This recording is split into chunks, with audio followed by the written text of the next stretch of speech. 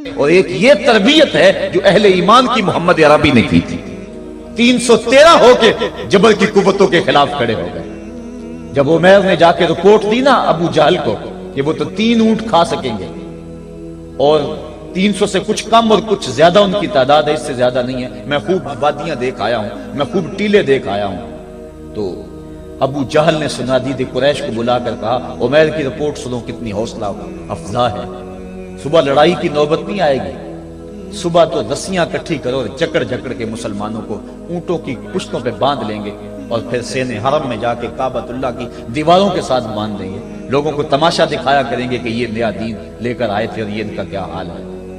جب اس نے رعونت بھرے اتنی زبان سے یہ جملے نکالے تو عمیر جو سارا منظر اپنی آنکھوں سے دیکھ کر آیا تھا، ابن حشام میں لفظ موجود ہیں، اس نے کہا وَلَٰكِنْ رَأَيْتُ یا معشر قریش البلایا تحمل المنایا.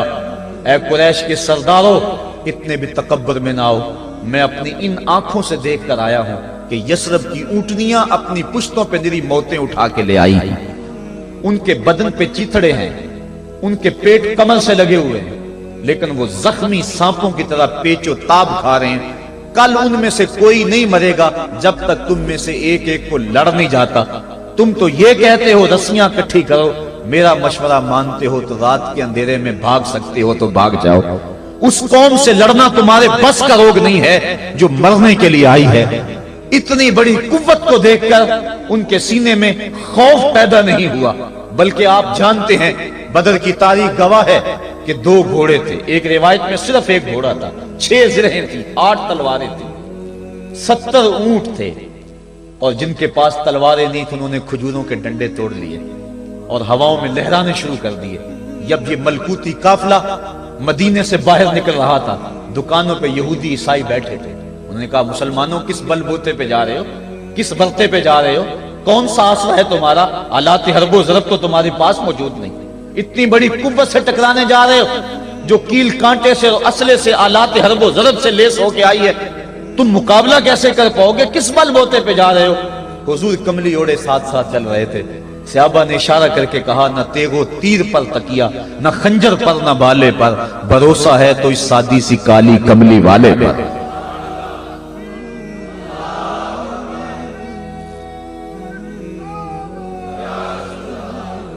اب اس ماحول میں جبکہ کفار پورا لاؤ لشکر لے کے آئے اور ابو جہل نے کہا اعلان کر دو لنا عزا ولا عزا لکم، یہ ان کے بت کا نام ہے. ہمارے پاس عزا ہے تمہارے پاس عزا نہیں، ہمارے پاس لات ہے تمہارے پاس لات نہیں، ہمارے پاس منات ہے تمہارے پاس منات نہیں، ہمارے 360 خدا اور تمہارا ایک خدا، مقابلہ ہی کوئی نہیں. اس نے کہا کھڑے ہو کے اونچی جگہ پہ کہا اپنے نقیب کو اعلان کرو لنا عزا ولا عزا لکم. حضور کے کانوں میں آواز پڑی، فرمایا علی تم بھی اونچے ٹیلے پہ کھڑے ہو جاؤ اور تم ان کو جواب میں کہو اللہ مولانا ولا مولا لکم، اللہ ہمارا مولا ہے تمہارا مولا کوئی نہیں ہے. اور پھر حضور نے سجدے میں سر رکھ دیا. سجدہ اتنی بڑی قوت ہے، ہزاروں ایٹم بمبوں کے اندر وہ قوت نہیں ہے جو سجدے کے اندر طاقت رکھ دی. آج دنیا سے ہم ڈر رہے ہیں اس لیے کہ ہمارے سجدے چھن گئے ہیں، ہمارے سجدوں کی آبرو چھن گئی ہے، ہمارے سجدوں میں وہ حرارت اور گرمی نہیں رہی، وہ رقت اور وہ نرمی نہیں رہی. بدر کا میدان ہے، 1000 کا لشکر جرار مقابلے میں ہے اور وہ پورے لاؤ لشکر کے ساتھ ناز و تفاخر کے اندر مسلمانوں کو ملیا میٹ کر دینے کے جذبوں سے دانت پیس رہے ہیں کہ آج مسلمانوں کو کچا چبا دیں گے.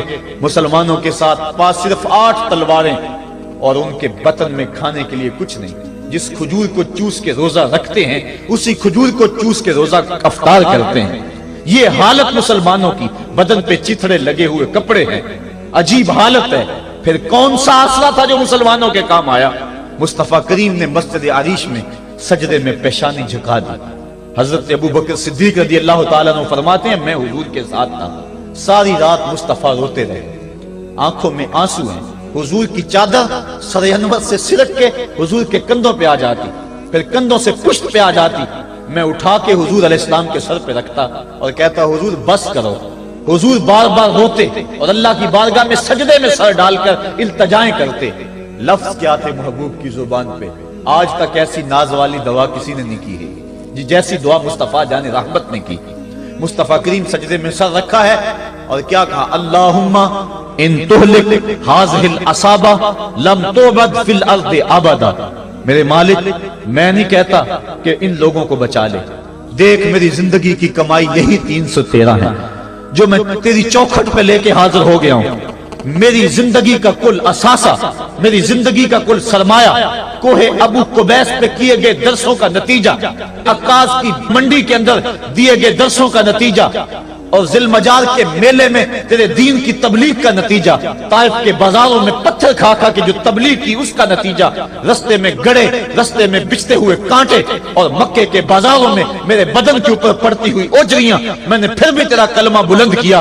میرے مالک میری پوری زندگی کا گداز، میری پوری زندگی کا سرمایہ، میری زندگی کے آنسو، میری زندگی کا رونا سینے حرم کے اندر کعبۃ اللہ کی چھاؤں کے میں سجدے کر کر کے، کوئی کبھی میں نے عمر مانگا، کبھی میں نے حمزہ مانگا، تیرے دین کے لیے میں نے جو ایک ایک کر کے تنکا جوڑا اور یہ ایک چھوٹا سا گھونسلہ بنایا، یہ گھونسلہ اب بجلیوں کی زد میں ہے، کفار کی بجلیاں اس گھونسلے کو جلا دینا چاہتی ہیں۔ میرے مالک میں یہ نہیں کہتا کہ میرا گھونسلہ اور میری یہ مٹھی بھر جماعت اور یہ چند میرے لوگ اور یہ میرا سرمایہ اور اثاثہ، میری پوری زندگی کی کمائی، میری جوانی کا سرمایہ جو میں نے تیرے سامنے لا کے رکھ دیا ہے، میں یہ نہیں کہتا ان کو بچا لے، لیکن میرے مالک اگر یہ نہ رہے تو قیامت تک پھر تجھے بھی خدا کوئی نہیں کہے گا۔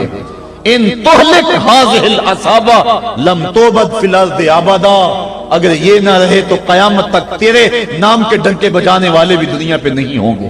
یہ حضور نے اللہ کی بارگاہ میں دعا کی اور سجدے میں سر رکھا ہے۔ حضور علیہ السلام کی آنکھوں میں اشک جاری ہیں، سجدے سے قوت حاصل کی جا رہی ہے۔ دشمن کے مقابلے میں مصطفیٰ کریم سجدے میں سر رکھ کے اللہ سے آرزو کر رہے ہیں۔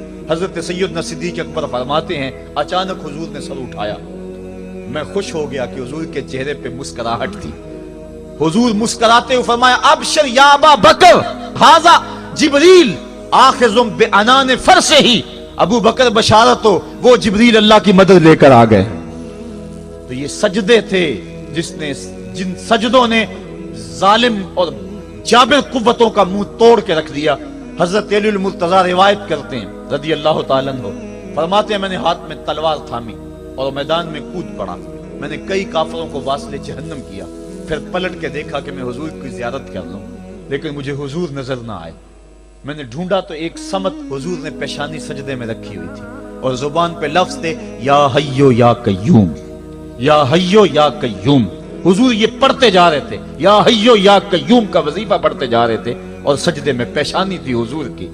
میں پھر دوبارہ آیا اس سجدے سے جوش لے کر، اس سجدے سے گرمی اور حرارت لے کر، اور پھر دشمن کی صفوں میں کود گیا۔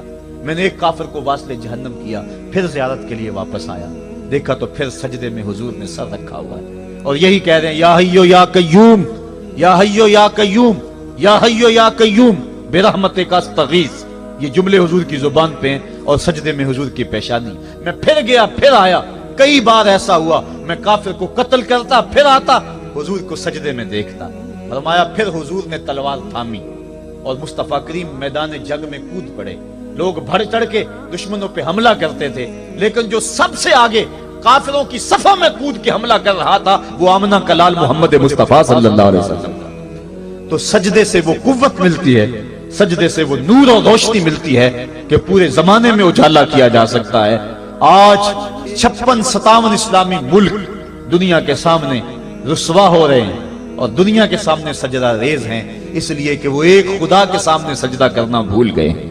ایک سجدہ جسے تو گراں سمجھتا ہے 1000 سجدے سے آدمی کو دیتا ہے نجات۔ آؤ اس کے حضور جھکو، اس کے حضور جھکنے والا کسی کے آگے نہیں جھکتا۔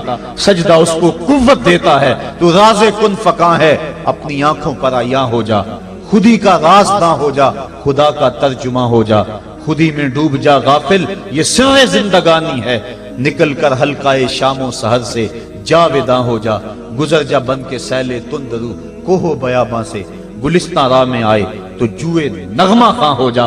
مالک کے حضور جب بندہ عزت سے سر جھکا دیتا ہے، اللہ کی رحمتیں بندے پہ نازل ہوتی ہے۔ ایک روایت میں آتا ہے جب بندہ نماز کے لیے کھڑا ہوتا ہے، ابھی اس نے سجدے میں جانا ہوتا ہے، ابھی وہ قیام ہی کرتا ہے، اللہ فرماتا ہے میرے بندے کے گناہ جو ہیں اس کے بدن سے نکال کے ایک سمت کر دو، تاکہ میرا بندہ اس حالت کے اندر میرے حضور حاضر ہو کہ وہ گناہوں سے پاک اور صاف ہو۔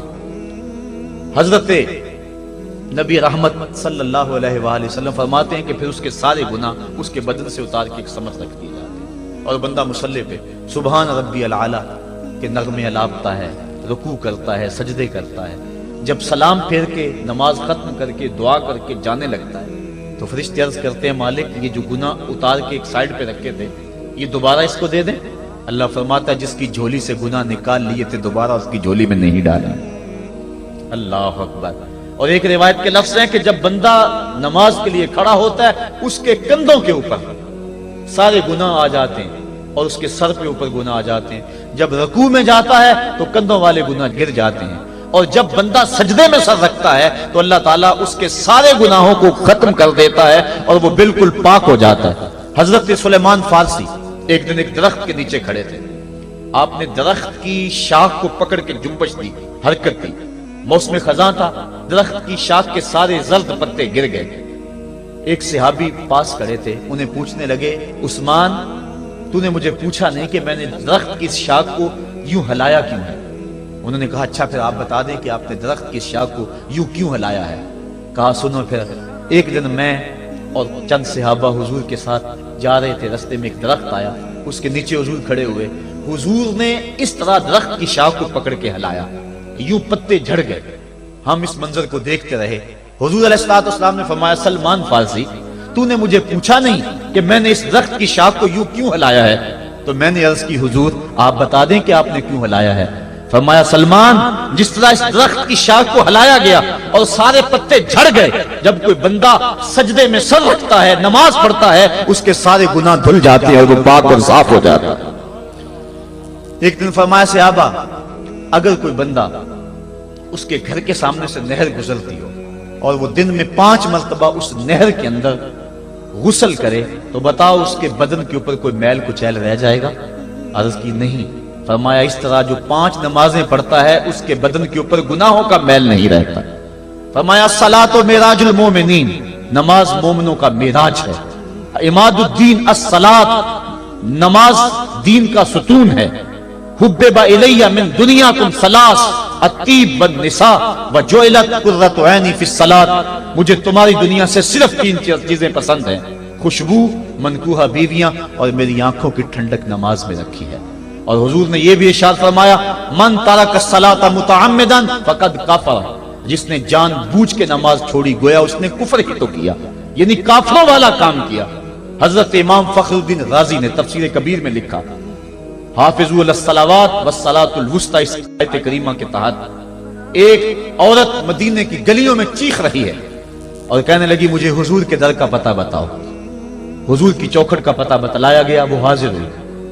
آقا کریم صلی اللہ علیہ وسلم کی خدمت میں عرض کی حضور میرا خامد سفر پہ گیا ہوا تھا اور میں نے اس کی عدم موجودگی کے اندر زنا کر لیا، حمل ٹھہر گیا اور جو بچہ پیدا ہوا میں نے مارے شرم کے اس بچے کو سرکے کے مرتبان میں ڈال دیا اور پھر اسی سرکے سے میں لوگوں کو فروخت کرتی رہی ہوں۔ اب جب کہ میرا ضمیر جاگا ہے میں آپ کی خدمت میں حاضر ہوئی، مجھے بتایا جائے کہ میرے گناہ کا بھی کوئی کفارہ ہے۔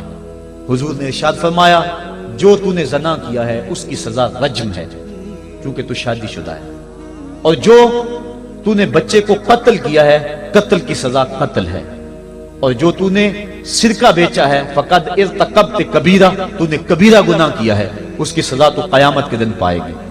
اس کے بعد حضور فرمایا ان تینوں گناہوں کی یہ سزا ہے، لیکن جس طرح تو گھبرائی ہوئی آئی تھی میں تو یہ سمجھا تھا شاید تیری نماز اثر قضا ہو گئی ہے۔